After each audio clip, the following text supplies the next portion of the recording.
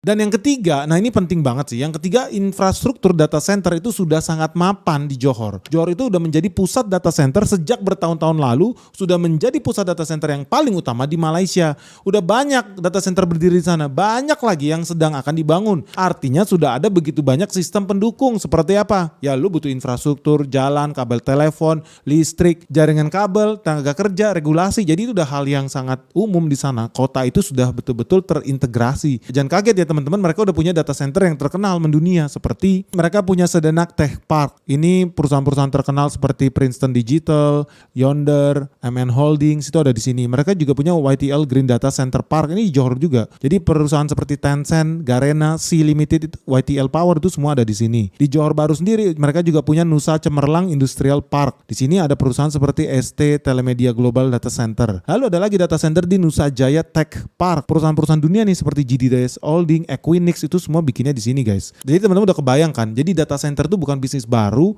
ahlinya, sumber daya manusianya, infrastrukturnya, connectivity-nya mereka udah ready memang sejak lama. Jadi soal infrastruktur data center itu mereka sudah sangat mapan dibandingkan buka di jonggol guys. Nah yang keempat ya udah jelas faktor soal SDM. Jadi SDM di Malaysia lu udah tahu namanya Johnson Huang, dia nggak bisa bahasa Sanskerta, dia juga nggak bisa bahasa Sunda, dia bisanya apa? Bahasa Inggris. Nah di Malaysia itu udah terbiasa orang berbahasa Inggris selain bahasa Melayu ya. Dan kalau mereka punya ambil tenaga kerja dari Indonesia pun atau dari Singapura pun udah jelas lebih fasih bahasa Inggris dibanding orang-orang di jonggol. Dan dari sini lu bisa gampang mengetahui kalau mereka nanti ada tektokan ya sama Nvidia yang di Amerika, sama vendornya Nvidia yang ada di Taiwan, yang ada di ASML yang di Eropa. Mereka udah jauh lebih punya tatanan bahasa operational framework yang lebih gampang tuh buat mereka komunikasi antar grup antar divisinya. Jadi dari 4 sisi itu aja mereka udah untung banyak.